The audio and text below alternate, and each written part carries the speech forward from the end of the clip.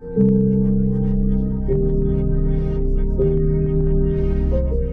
woman who truly values herself does not need to convince anyone of her worth. She simply moves differently, and the world adjusts around her. There is something about her presence, subtle but unmistakable. Not loud, not forceful, but steady, like the rhythm of waves or the breath of an old tree. You may not even know why you feel drawn to her, yet somehow you respect her. You listen more carefully. You hesitate before crossing her boundaries. This perception of high value is not something she announces. It is something she embodies. In this talk, we are not speaking of status, wealth, or external recognition. We are pointing to something more subtle, more enduring, energetic self-respect. Modern psychology calls it self-assuredness. Neuroscience tells us it's rooted in the nervous system's regulation. But long before those terms existed, ancient wisdom taught it simply: the inner world shapes the outer reality. To become a high-value woman, you do not add, you subtract the urge to prove, the need to chase, the anxiety to be chosen. In place of those, you introduce stillness, conscious habits, and a grounded presence that cannot be faked. You do not perform worth. You practice it silently, consistently, until it becomes the only language your body speaks. Let us now explore the 12 micro habits that cultivate this rare and radiant energy, so that you are not just perceived as high value, but you feel it in your bones without having to say a word.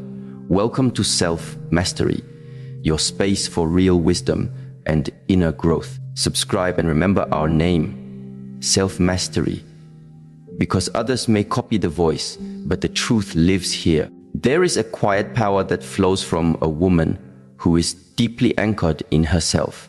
Not the kind of power that shouts or demands recognition, but the kind that is felt in the silence between her words, in the way she enters a room without needing to be seen, and yet cannot be ignored. This type of presence, this magnetic energy, is not born from effort or appearance. It is born from inner stillness. In a world that celebrates noise, speed, and constant visibility, stillness becomes a revolutionary act. It signals emotional maturity. It communicates to others, without a single word, that she is not searching outside for what she has already cultivated within. A woman rooted in stillness becomes untouchable by drama, unshaken by rejection, and uninterested in the superficial affirmations that others so desperately chase. Stillness is not silence, it is a presence. A woman who embodies this does not respond immediately to provocation. She breathes first. She observes. She listens to the tension in her body, the thoughts rising in her mind, and then she chooses her response. This single breath, the pause before the reaction, is where her power resides. It is this pause that transforms conflict into clarity and emotion into intelligence. There was once an older woman in a small village who people would often come to for guidance. She was not educated in the traditional sense. She didn't wear expensive clothing or carry a commanding tone, but her presence, calm, composed, deeply aware, was enough to quiet the noise of anyone who entered her home. One day, a young woman came to her in tears. Her relationship had ended. She had been ghosted without explanation. The pain, the confusion, the need to understand why, it consumed her. "I don't understand," the young woman cried. "How could someone just disappear after everything we shared?"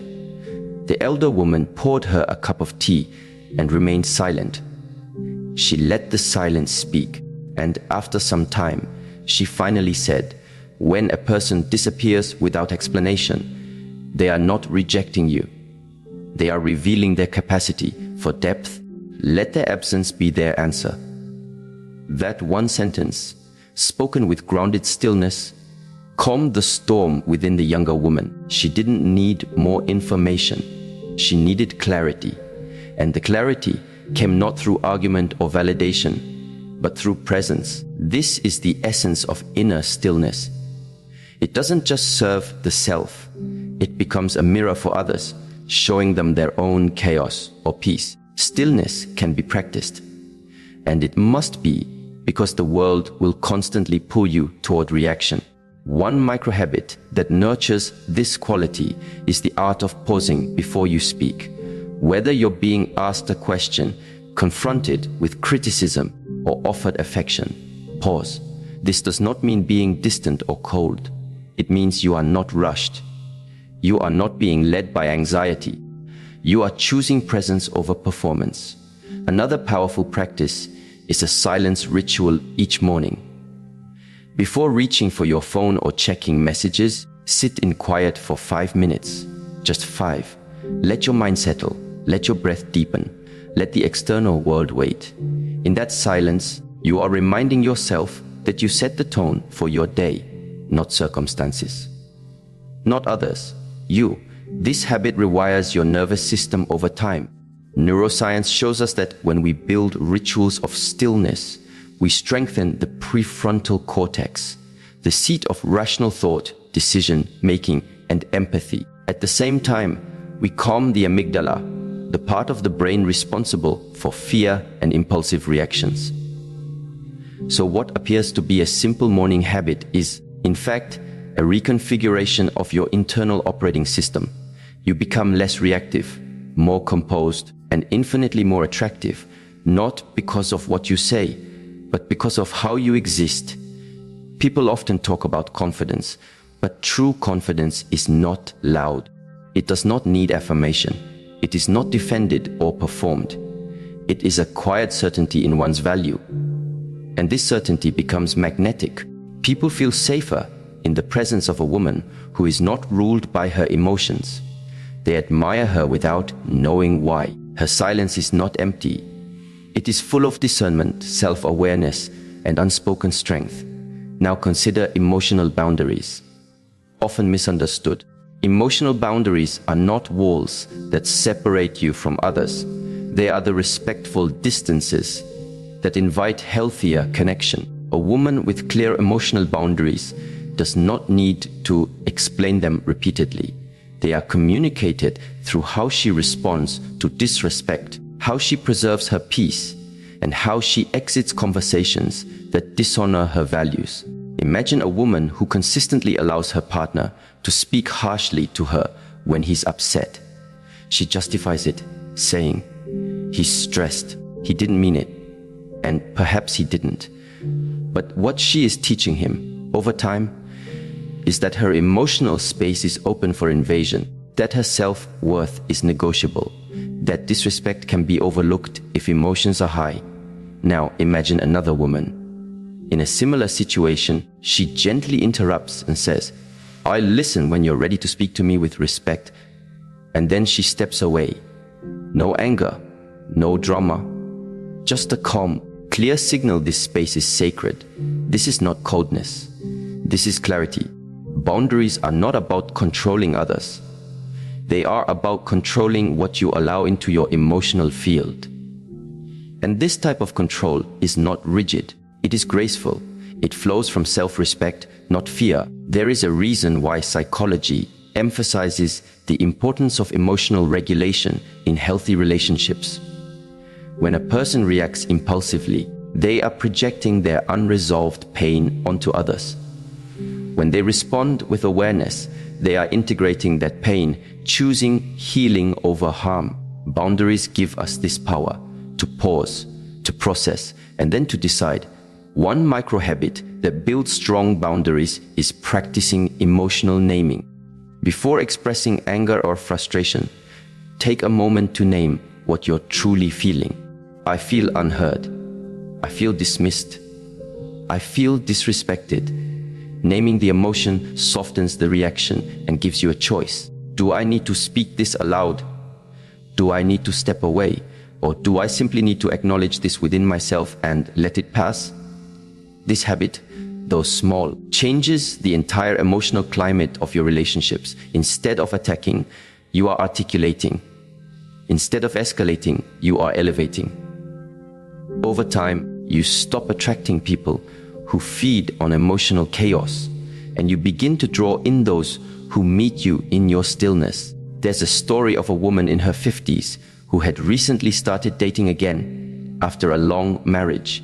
She was intelligent, graceful, and deeply nurturing. But in her relationships, she found herself being overrun by emotionally immature men, those who would test her boundaries, drain her energy, and leave her confused. One day, after yet another disappointing experience, she decided to change.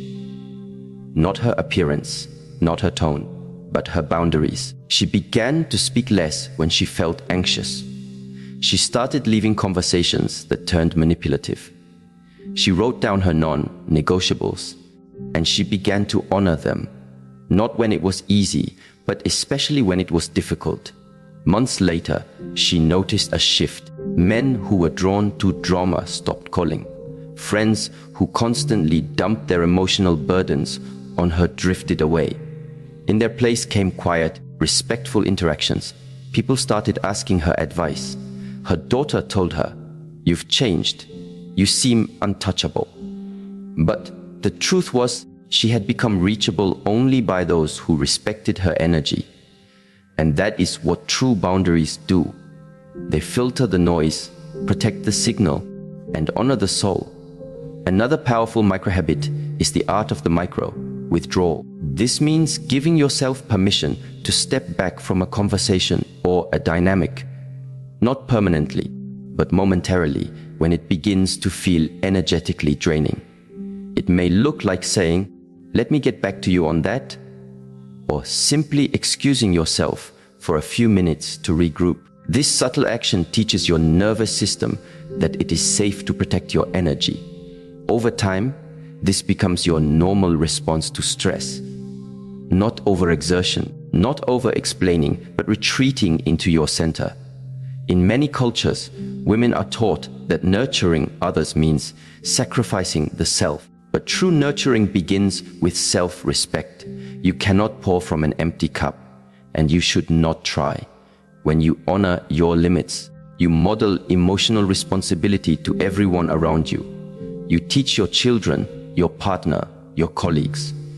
This is how self-love looks in real time. The most magnetic women are not those who always say yes, who smile through discomfort, or who shrink to avoid conflict. They are those who understand that love without boundaries becomes dependency, that kindness without clarity becomes martyrdom, and that peace without self-protection becomes performance. So the next time you feel the pull to react quickly, to explain yourself, or to give more than you have, pause, breathe, ask yourself, am I honoring myself in this moment? If the answer is no, take a step back. Not out of punishment, but out of deep reverence for your inner space. When you begin to build your life around this reverence, everything changes. People treat you differently, not because they've changed, but because you have. You move slower, you speak with intention, you choose your company with discernment, and you begin to experience a kind of love, not just from others, but from within, that feels calm, consistent, and complete. In this stillness and within these boundaries, you rise. Not because the world tells you to, but because your soul no longer accepts anything less. In a time when appearance is often mistaken for value, it's easy to believe that being noticed is the same as being respected. But this is a shallow illusion. True respect, lasting admiration, and deep emotional resonance come not from how loudly we present ourselves, but from the quiet force of our presence. There is a difference between being seen and being felt. A woman who is deeply present, rooted in her body, aware of her energy, and in tune with her surroundings, communicates more in silence than most do with endless words. Presence is not a performance. It's a practice. It doesn't require perfect posture or the right lighting. It requires alignment. When your attention is anchored in the now, not scattered in the past or reaching into the future, you radiate a stillness that draws others in. Most people live in a fragmented state, mentally elsewhere even while physically present. But when a woman is genuinely here, listening, watching, breathing with full awareness, she becomes unforgettable. There's a simple story about a teacher who once asked her students, what is the most powerful way to make someone feel valued? The class responded with all the expected answers: compliments, gifts, acts of service. She shook her head. It's attention, she said. Undivided, uninterrupted attention. It is the rarest form of generosity in today's world. This insight holds a profound truth. When you are fully present with someone, they feel seen, not for what they do, but for who they are.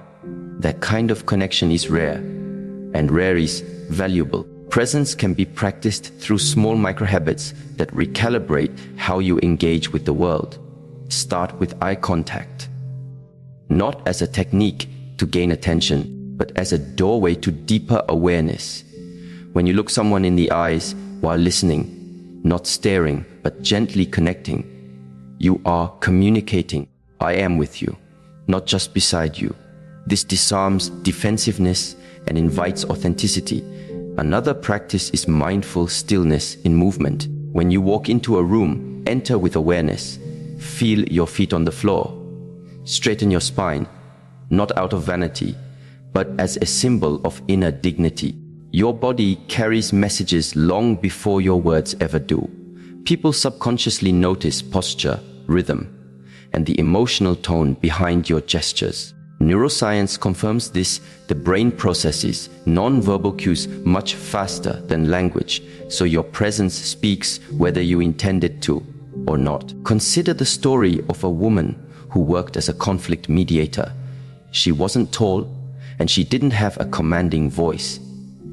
But when she walked into a room, arguments quieted, not because she was intimidating, but because her presence was so grounded that it influenced the nervous systems of everyone around her. She had trained herself to remain internally calm, even amidst chaos. And this calm spread like warmth on a cold day. People didn't just listen to her, they felt safe in her presence. And that safety created the space for honesty, clarity, and reconciliation. There is a kind of feminine power that is not about seduction or charm, but about still presence. A woman who knows how to hold space, not just for others, but for herself, has no need to convince anyone of her worth. Her presence becomes her proof. There is a neuroscience principle called limbic resonance, which refers to the way our nervous systems synchronize with those around us. When you're calm, others feel calmer. When you're tense, others feel tension. This means your state influences not only how others feel about you, but how they feel about themselves when they're near you. And most people will return not to where they felt entertained, but to where they felt more whole. Practice sitting in silence with yourself. No distractions, just stillness. You'll notice how uncomfortable it can be at first. The mind will race, the body will want to move. But if you stay, if you breathe, you will tap into something deeper than thought. You'll begin to witness your own energy. And once you are comfortable sitting with yourself, you stop needing others to distract you from yourself. That is when your presence becomes powerful, because it is no longer needy, no longer masked. It is real. Now let's explore the second force that amplifies presence in ways few recognize: personal energy. Energy is the unseen frequency you emit. It's the atmosphere you carry into a room, the weight or lightness you leave behind. And while you may think energy is fixed or spiritual, it is very much trainable. Just as your muscles respond to movement, your energy responds to intentional awareness. We've all met someone who says all the right things, but something feels off. Their smile doesn't reach their eyes. Their kindness feels rehearsed. That's because their energy doesn't match their words. Conversely, we've also met someone who barely speaks, but the moment they enter a room, We feel drawn to them. That's the power of congruent energy. It's not about what you say. It's about the frequency you carry. There is a concept in Eastern thought known as Kiya, the vital life force that flows through all living things. In modern language, we might call it vibe or aura, but the essence is the same. When a woman's energy is scattered, when she's constantly overthinking, people pleasing, or chasing validation, her field becomes fragmented. She exhausts herself without realizing it, and others sense this depletion, even if they can't name it. But when a woman cultivates her energy, protects it, and becomes mindful of where she directs it, her presence begins to command quiet respect. She no longer leaks energy by over-explaining, over-giving, or over-apologizing. She becomes deliberate in where she invests her attention, and that creates mystery. And mystery is not about being secretive. It's about being self-contained. One of the most effective micro-habits for energy mastery is to protect your mornings. The first hour after waking sets the tone for your entire day. Avoid reaching for your phone. Instead, center yourself. Stretch. Breathe. Say something kind to yourself. Light a candle. These small acts are not self-indulgent. They are energetic anchors. You are telling your nervous system, I am safe. I am present. I am the one who decides how my energy flows today. When you begin your day from this place of grounded intention, you are less likely to be thrown off by the opinions, demands, or moods of others. You become less reactive. You observe without absorbing. This is especially important in relationships where emotional exchange is constant. If you enter a conversation already depleted, you will seek validation instead of connection. But if you enter full, rooted in your own energy, you can give without losing yourself. And that is what makes love sustainable. There's a story of a woman who once said, I used to walk into rooms hoping people would like me. Now I walk in wondering if I like the energy of the room. That shift changed everything. She stopped tolerating shallow conversations. She stopped investing in people who didn't reciprocate. She stopped trying to fix or rescue others. And instead, she began to ask, how do I feel in this space? Does this relationship feed or drain me? Is this dynamic aligned with the woman I'm becoming? This level of self-inquiry protects your energy. It filters your environment, and it leads to a kind of quiet elegance that is not manufactured. It is earned. Another subtle practice is learning to say no without over-explaining. When you say no simply and clearly, you conserve energy. Over-explaining is often a symptom of guilt or the need to be liked. But when you trust your own boundaries, you no longer need to justify them. A clear no is a sign of an integrated woman.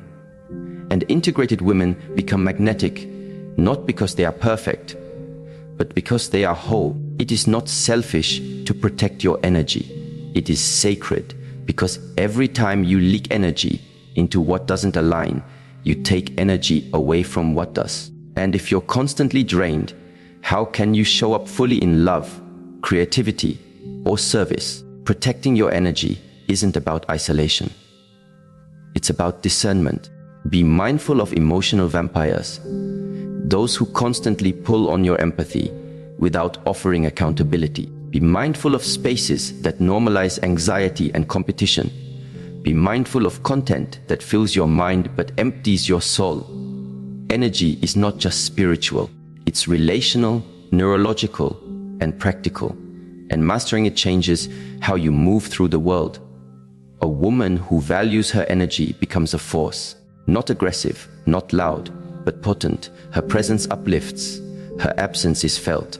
Her standards are unspoken. And people who cannot meet her there simply fade away. Not by conflict, but by contrast.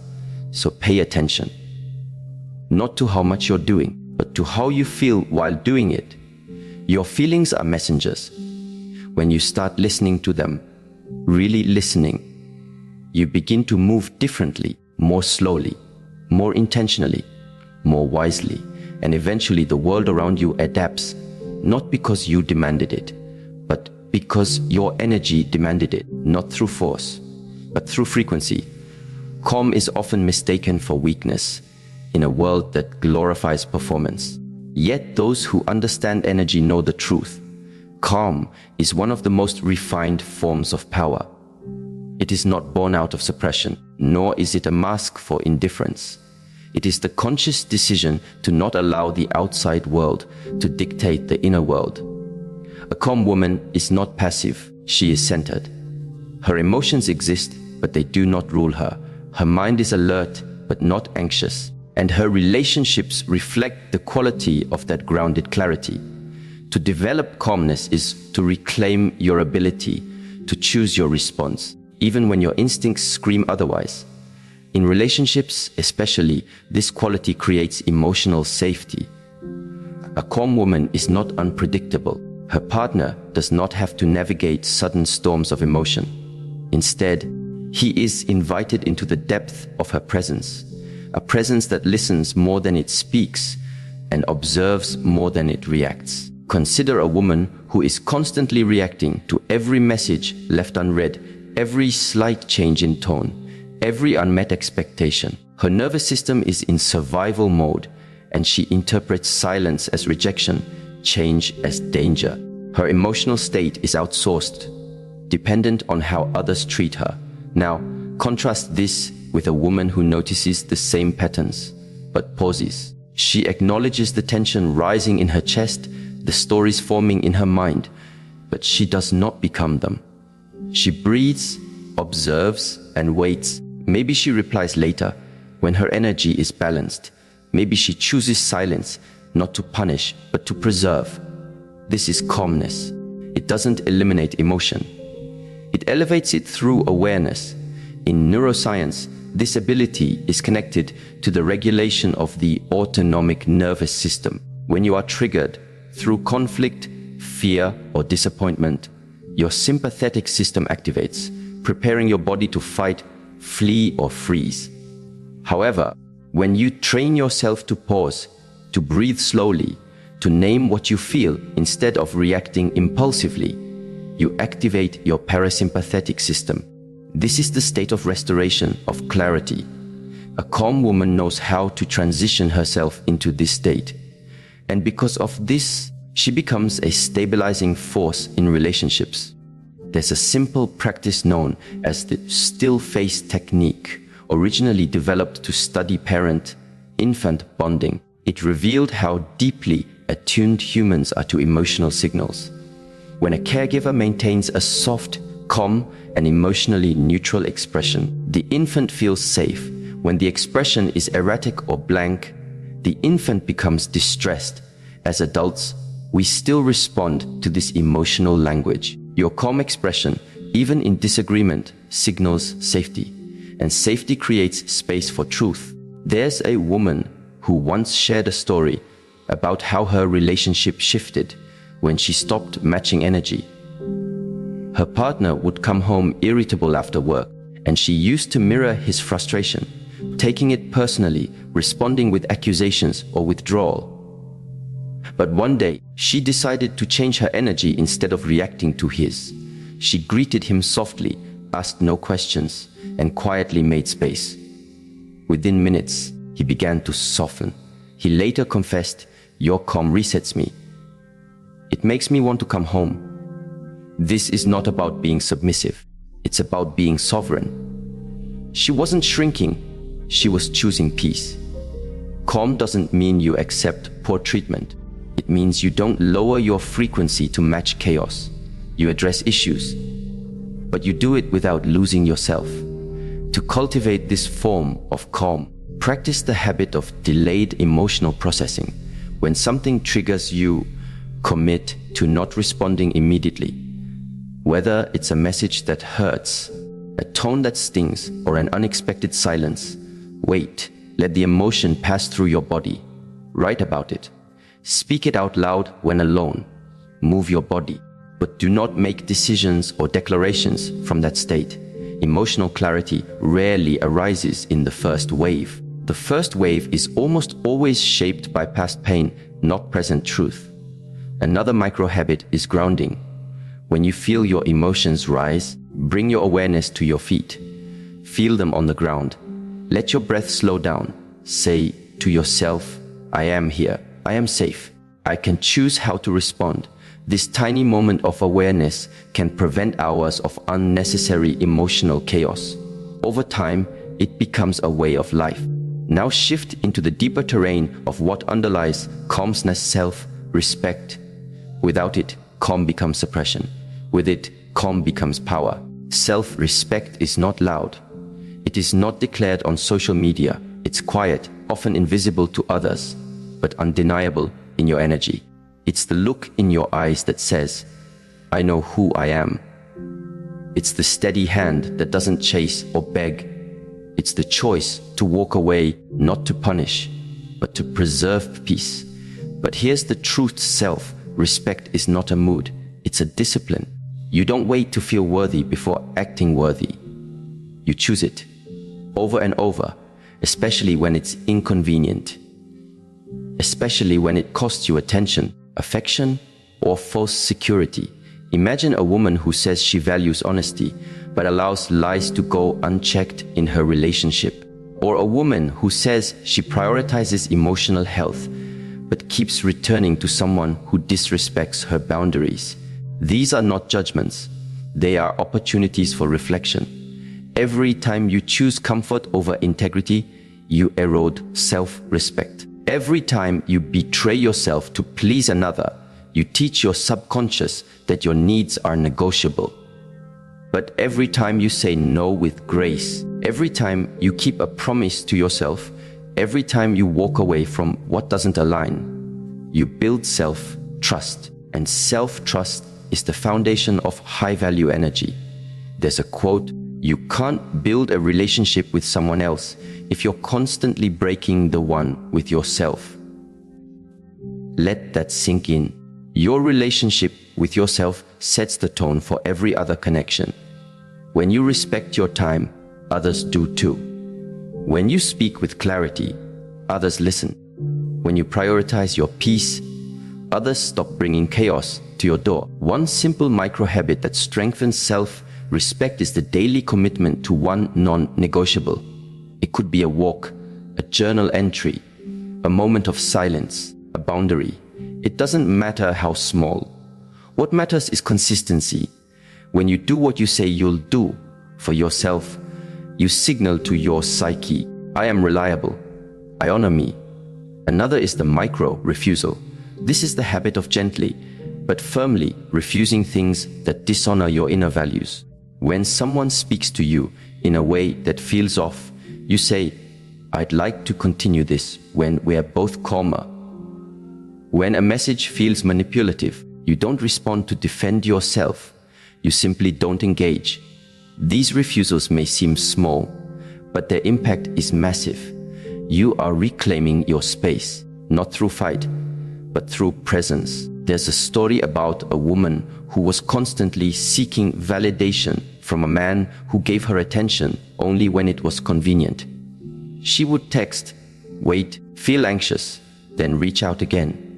One day, after months of this pattern, she stopped. She sat with the discomfort. She wrote herself a letter instead of texting him. She deleted old messages. She reminded herself that chasing someone is not the same as being chosen. That week, she wrote in her journal, this silence is painful, but it's honest. And honesty is how I return to myself. This is what self-respect looks like. Not always comfortable, often lonely, but deeply purifying. You begin to strip away the layers of need, of addiction to attention, of fear-based connection. And what remains is a quiet strength, a calm presence, a woman who doesn't tolerate what wounds her. Not because she's cold, but because she finally sees her worth clearly. When others see this, they react in two ways. Some withdraw. They were never meant to stay. Others rise. They adjust their behavior to match your standard. Either way, you win, because you are no longer bending to be liked. You are standing to be respected. Another micro-habit that reinforces this standing is the daily ritual of beauty or health, done not for others, but for yourself. When you treat your body with care, you signal to your mind that you are worth the effort.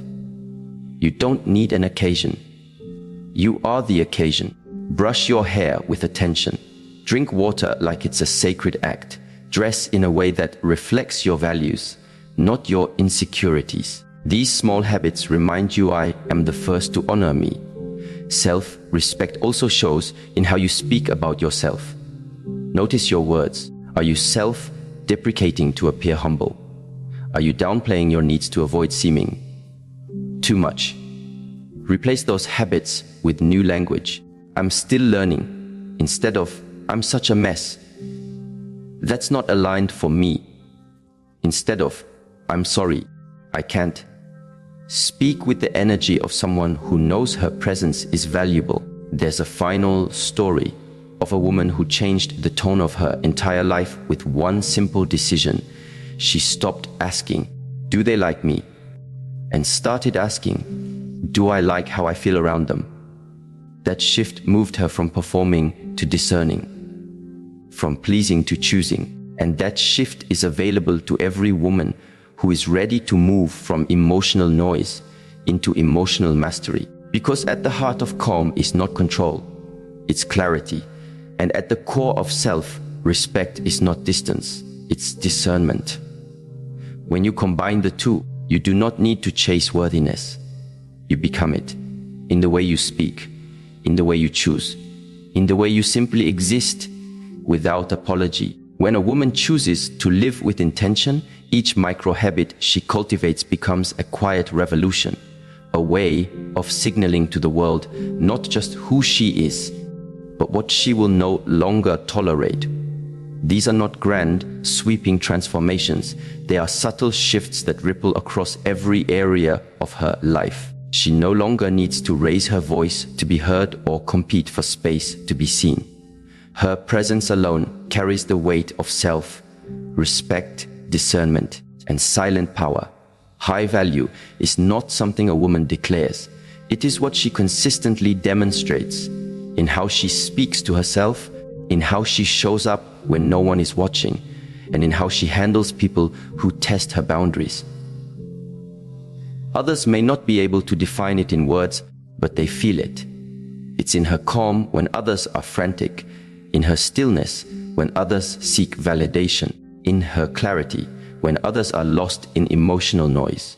She is not shaped by trends or opinions, but by her devotion to inner alignment. She dresses with care not to impress, but because she honors her own presence. She listens not to react, but to understand. She communicates not to control, but to connect. And she knows that peace is more powerful than persuasion, and self-respect speaks louder than confrontation. There is an ancient quietness in her, a kind of presence that doesn't beg, doesn't chase, and never clings. She knows that anything meant for her will never require her to abandon herself. And that's why people feel drawn to her, even if they don't fully understand why. She radiates value because she no longer seeks it outside of herself. This is the way of the high-value woman, not because she strives to be one, but because she remembers who she truly is.